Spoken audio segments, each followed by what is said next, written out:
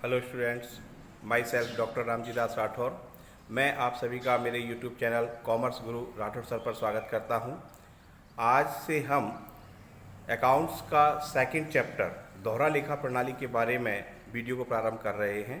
आप सभी सादर वीडियो से अंत तक जुड़े रहें और इस वीडियो में भी हम प्रश्नों के माध्यम से चैप्टर को समझने का प्रयास करेंगे। आप सभी सारे वीडियो को क्रम बाय क्रम एक एक करके देखें और उनको समझने का प्रयास करें। चलिए हम वीडियो को प्रारंभ करते हैं।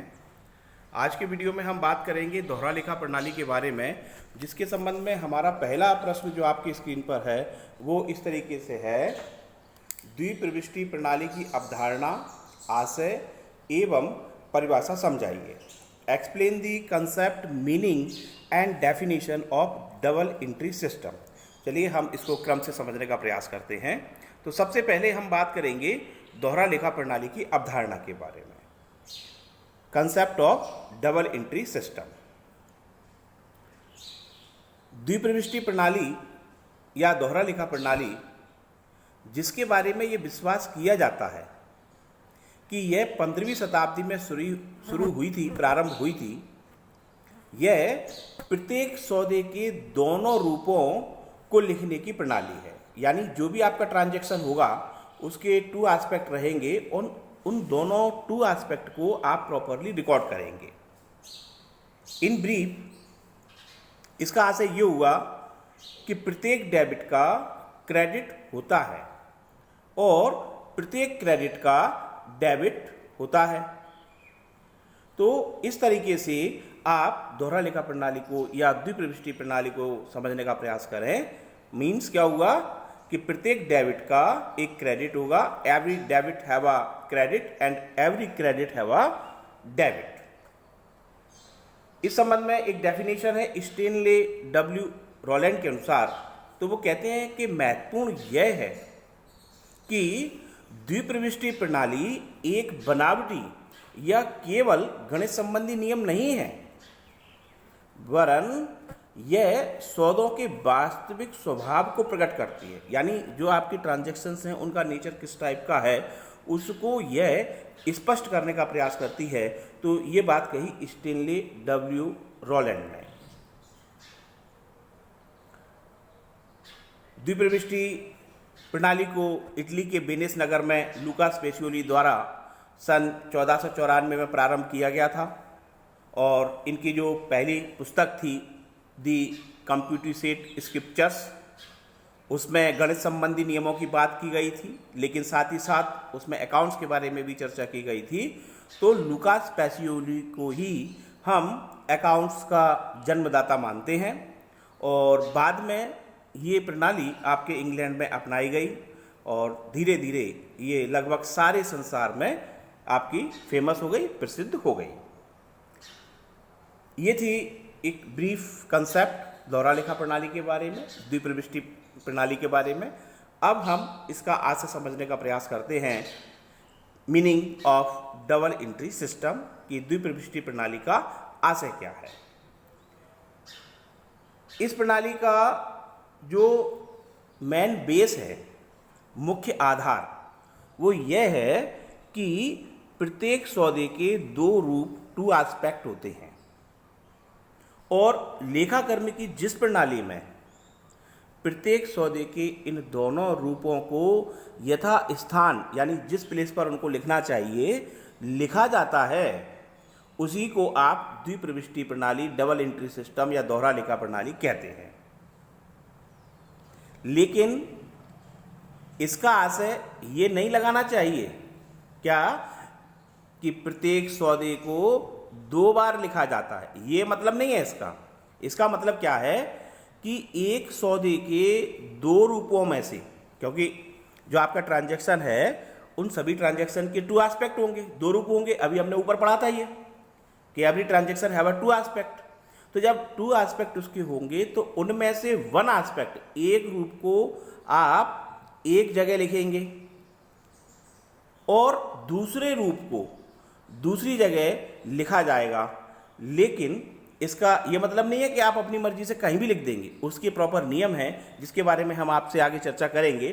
फॉर इंस्टेंस इन्होंने एक एग्जाम्पल दिया कि सौदा किस टाइप से होता है और किस तरीके से उसको रिकॉर्ड किया जाता है। तो जरा इसको समझने का प्रयास करते हैं। जैसे मोहन को 500 रुपये दिए, तो ये क्या है, ये आपका ट्रांजैक्शन है। दिस इज अ ट्रांजैक्शन, सौदा है जिसमें रुपए दिए जा रहे हैं और जो मोहन है, मोहन इन रुपयों का प्राप्त करता है। तो आप ट्रांजैक्शन के टू एस्पेक्ट क्या, कि एक एस्पेक्ट रुपए दिए जा रहे हैं और दूसरा एस्पेक्ट मोहन इन रुपयों का प्राप्त करता है। तो आपके दो रूप क्या हुए, पहला इन्होंने बताया रोकड़ का जाना, आपके बिजनेस से कैश जा रहा है, और सेकंड हुआ मोहन का रोकड़ प्राप्त करना, तो जो मोहन है वो कैश को प्राप्त कर रहा है। अब इन दोनों रूपों का जो टू एस्पेक्ट आपको बताए गए, इन दोनों रूपों का लेखा जिस विधि के अनुसार करते हैं उसी को आप द्विप्रविष्टि प्रणाली यानी दोहरा लेखा प्रणाली या डबल एंट्री सिस्टम आप उसको कहते हैं। तो ये अभी हमने एक ट्रांजैक्शन के माध्यम से भी दोहरा लेखा प्रणाली को, डबल एंट्री सिस्टम को समझने का प्रयास किया। तो इसमें अब आप ये आपसे कहते हैं कि प्रत्येक सौदे के दो रूपों में से एक रूप को ऋणी और सूक्ष्म में उसको आप कहेंगे र या डेबिट DR, और दूसरे रूप को धनी क्रेडिट या सूक्ष्म में आप उसको CR लिख सकते हैं। और जो डेबिट और क्रेडिट करने का प्रोसेस है, रूल है, तो ये आपको ऐसे ही एक्सीडेंटली डेबिट क्रेडिट नहीं करना है। तो डेबिट और क्रेडिट करने के लिए इस प्रणाली के अंतर्गत कुछ नियम हैं जिन पर हम आगे चर्चा करेंगे। उन नियमों के आधार पर ही इन दोनों एस्पेक्ट का आप प्रॉपर रिकॉर्ड मेंटेन करेंगे। तो ये अभी जो हमने आपसे बात की, तो ये दोहरा लेखा प्रणाली के एक नियम की भी हमने चर्चा की कि इनको जो डेबिट क्रेडिट आपको करना है, तो डेबिट क्रेडिट करने के लिए आपके प्रॉपर नियम रहेंगे और दोनों एस्पेक्टों का आप प्रॉपरली रिकॉर्ड करेंगे। क्योंकि टू एस्पेक्ट आपके इसमें रिकॉर्ड मेंटेन किए जा रहे हैं, इसलिए हम इस प्रणाली को दोहरा लेखा प्रणाली या डबल एंट्री सिस्टम कहते हैं।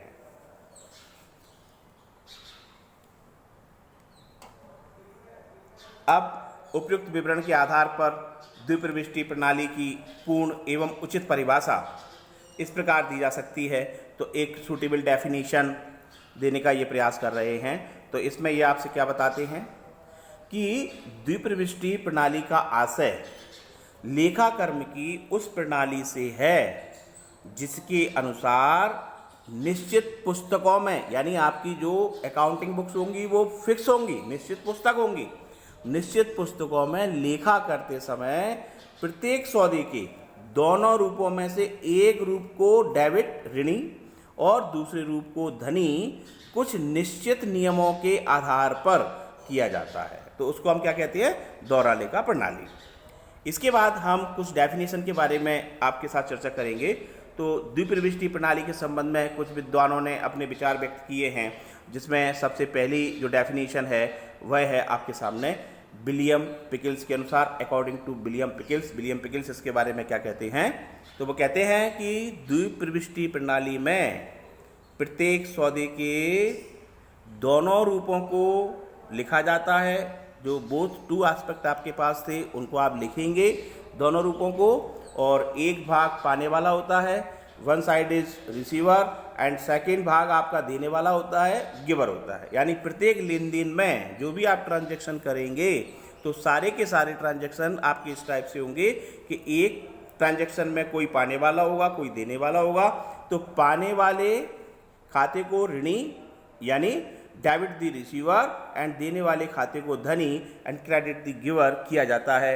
तो विलियम पिकल्स की जो परिभाषा है, तो विलियम पिकल्स की परिभाषा में एक आपको गोल्डन रूल के बारे में उन्होंने जानकारी दी, और इसमें उन्होंने क्या बताया कि पाने वाले खाते को आप नाम करेंगे और देने वाले खाते को आप जमा करेंगे, debit the receiver and credit the giver. तो ये पहली डेफिनेशन आपके सामने थी, और वो डेफिनेशन किसकी थी, अकॉर्डिंग टू विलियम पिकल्स। अब हम सेकंड डेफिनेशन के बारे में आपके साथ चर्चा करते हैं, और जो सेकंड डेफिनेशन है वो है आपका स्पाइसर एंड पेगलर के अनुसार। अब स्पाइसर एंड पेगलर क्या कहते हैं, तो बुक कीपिंग की द्विप्रविष्टि प्रणाली सौदों के लिखने की वह प्रणाली है जिसमें ये माना गया है, क्या माना गया है? यह माना गया है कि प्रत्येक सौदे के दो रूप होते हैं। एक वह है जिसमें एक खाते को मूल्य प्राप्त होता है, एक ट्रांजैक्शन का एस्पेक्ट क्या हुआ, जिसमें आपको वैल्यू रिसिप्ट होगी, और दूसरा वह है जिसमें किसी अन्य खाते को मूल्य देना पड़ता है। यानी कोई चीज किसी को प्राप्त हो रही है, यदि कोई रिसीवर है तो निश्चित तौर पर कोई उसको देने वाला भी है, कोई गिवर भी है। तो वह खाता जो कि मूल्य पाता है ऋणी किया जाता है, जैसे अभी पूर्व की डेफिनेशन थी उसी के टाइप से इन्होंने भी बताया। और जो दूसरा खाता है उसको आप धनी करते हैं। तो जो प्राप्त करने वाला है मूल्य को, उसको हम क्या कहेंगे? डेबिट। और जो मूल्य देने वाला है उसको हम क्या करेंगे? क्रेडिट। तो ये सेकंड डेफिनेशन थी आपकी स्पाइसर एंड पेगलर के अनुसार। इसके बाद हम समझने का प्रयास करते हैं कि what is the meaning of debit and credit. जो डेबिट क्रेडिट के बारे में अभी हम चर्चा आपके साथ कर रहे थे, तो डेबिट क्रेडिट का मतलब क्या है? What is the meaning of debit and credit? तो डेबिट का अर्थ है, अब ये सारी बातें आपको कॉमर्स के जीके पॉइंट ऑफ व्यू से भी याद रखनी है, क्योंकि कॉम्पिटिटिव एग्जाम्स में बहुत बारीकी से क्वेश्चंस आपसे पूछे जाते हैं। तो ये सारे वीडियो बनाने का उद्देश्य भी आपका यही है कि ना केवल हम क्लास की तैयारी करें, बल्कि आने वाले समय में आप कॉमर्स का कोई भी कॉम्पिटिटिव एग्जाम देते हैं तो वहाँ पर भी ये सारी स्टडी आपको सपोर्ट कर सके। तो चलिए हम समझने का प्रयास करते हैं what is the meaning of debit and credit. तो सबसे पहले हम बात करेंगे डेबिट के बारे में।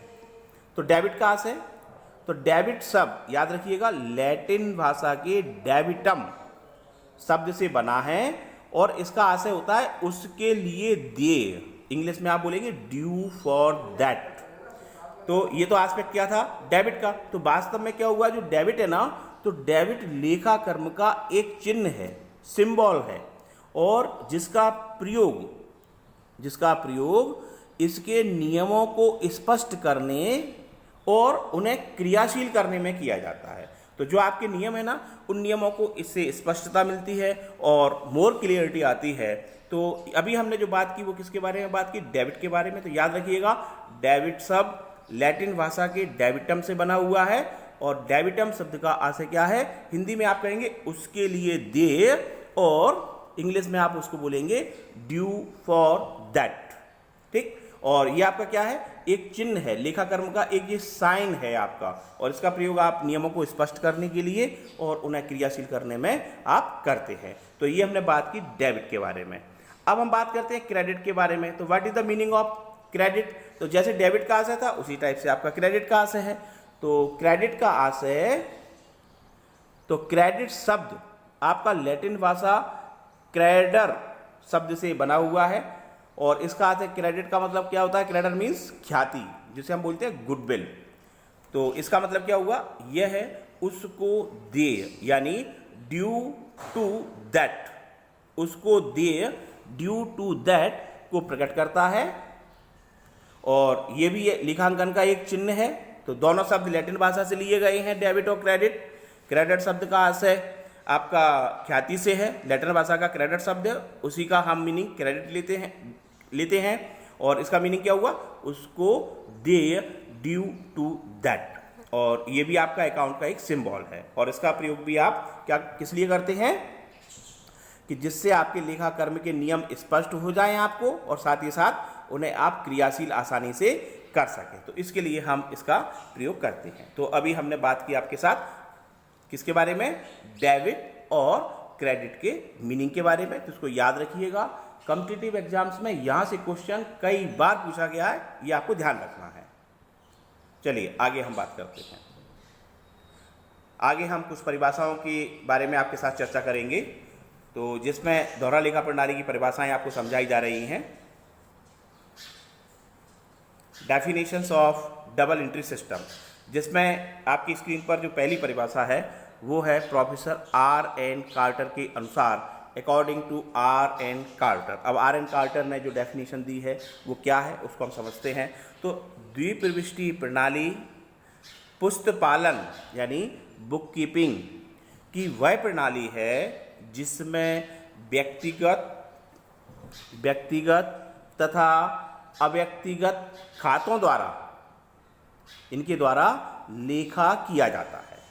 तो double entry system is a system of book keeping bye means of both personal and impersonal accounts. तो जो अकाउंट्स का डिवीजन है, इनको दो पार्ट में इन्होंने बांटा, पर्सनल और इम्पर्सनल। तो कार्टर कहते हैं कि दोहरा लेखा प्रणाली बुक कीपिंग की वह प्रणाली है जिसमें आप खातों को दो भागों में बांटेंगे, एक व्यक्तिगत पर्सनल अकाउंट और दूसरा आपका अव्यक्तिगत इम्पर्सनल अकाउंट। उन खातों के द्वारा उसके कुछ नियम होंगे, आगे हम डिटेल इसके बारे में चर्चा करने वाले हैं।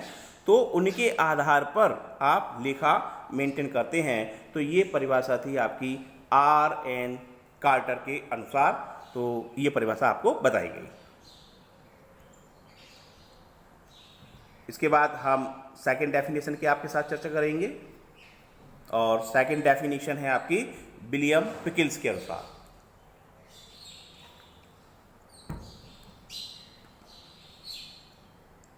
According to William Pickles,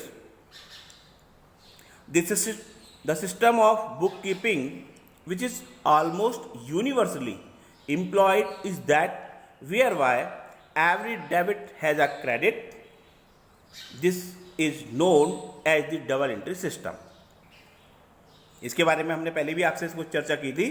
तो ये परिभाषा हम डिटेल समझने का प्रयास करते हैं कि पुस्तपालन की वह प्रणाली जिसको सार्वभौमिक रूप से प्रयोग किया जाता है, यानी सभी जगह इसका प्रयोग किया जाता है, और जिसके द्वारा प्रत्येक व्यवहार जो भी आपके ट्रांजैक्शन है उसके नाम के साथ, यदि वो कोई डेबिट है तो उसका दूसरा पक्ष क्रेडिट होगा। तो अभी हमने आपसे चर्चा भी की थी कि every debit has a credit. तो यही आपकी क्या है, दोहरा लेखा प्रणाली है, डबल एंट्री सिस्टम है, उसी के नाम से हम इसको जानेंगे। तो ये थी आपकी second definition according to William Pickles. Third definition M.J. Keeler के अनुसार। ये डेफिनेशन आप याद करने का प्रयास करें और ये कॉम्पिटिटिव एग्जाम में पूरा डेफिनेशन लिखा रहता है, नीचे राइटर्स के नेम लिखे रहते हैं। ये न्यूमेरिकल की तरह ही आपको समझ के चलना पड़ेगा और इसको निश्चित तौर पर आप तैयार कीजिएगा डेफिनेशनों को, क्योंकि ये कॉम्पिटिटिव एग्जाम्स में डायरेक्ट पूछी जाती हैं। तो M.J. कीलर के अनुसार एक उपक्रम में लेखाकर्म की सामान्य प्रणाली द्विप्रविष्टि प्रणाली है। जैसा कि इसके नाम से स्पष्ट है, द्विप्रविष्टि प्रणाली है, दोहरा लेखा प्रणाली है। तो नाम से स्पष्ट क्या है कि प्रत्येक व्यवहार के दो लेखे किए जाते हैं, एक नाम और दूसरा जमा। तो the most common system of accounting data for an enterprise is the double entry system. As the name implies, the entry made for each transaction is composed of two parts, a debit and a credit. M.J. Killer. तो M.J. Keeler के अनुसार ये परिभाषा आपको बताई गई। अब हम बात करते हैं आदर्श परिभाषा के बारे में कि आइडियल डेफिनेशन दोहरा लेखा प्रणाली की क्या हो सकती है। तो द्विप्रविष्टि प्रणाली का आशय इस प्रणाली से है जिसके अनुसार लेन देन के दोनों पक्षों में एक पक्ष को नाम यानी डेबिट और दूसरे पक्ष को जमा यानी क्रेडिट निश्चित नियमों के आधार पर करते हैं। यानी आप अपनी मर्जी से डेबिट और क्रेडिट नहीं करने वाले हैं, बल्कि जो भी डेबिट आप करेंगे या क्रेडिट आप करेंगे तो उसके आपके निश्चित नियम होंगे। तो ये आपसे आगे कहते हैं कि वस्तुतः लेखांकन की जिस प्रणाली में प्रत्येक डेबिट के लिए क्रेडिट और प्रत्येक क्रेडिट के लिए डेबिट किया जाता है उसी को आप दोहरा लेखा प्रणाली या द्विप्रविष्टि प्रणाली कहेंगे। तो ये थी आज के वीडियो की बात, तो जिसमें हमने लेखांकन की अवधारणा, दोहरा लेखा प्रणाली की अवधारणा, उसका आशय और उसकी परिभाषाओं को समझने का प्रयास किया। आई होप आपको ये सारी बातें समझ में आई होंगी। वीडियो को आप एक बार पूरा और देखें, बिल्कुल आसानी से आपको समझाने का प्रयास किया गया है और पूरा वर्डिक हम यहाँ समझने का प्रयास कर रहे हैं। वीडियो कंटेंट में कोई भी चीज़ आपसे नहीं छुपाई जा रही है। सो प्लीज़ आप लगातार चैनल से जुड़े रहिए और अपने साथी दोस्तों को भी वीडियो को आप शेयर करें। यदि वीडियो आपको अच्छा लगता है निश्चित तौर पर आप उसको लाइक कीजिए, और यदि आप कुछ कहना चाहते हैं, कुछ आपके क्वेश्चंस हैं, तो आप कमेंट बॉक्स में आप अपने क्वेश्चंस को भी लिख सकते हैं और उनका जवाब आपको समय पर बिल्कुल दिया जाएगा। आप सभी ने वीडियो को ध्यान से देखा, सुना, समझा, उसके लिए आप सभी का बहुत बहुत धन्यवाद। Thank you and have a nice day.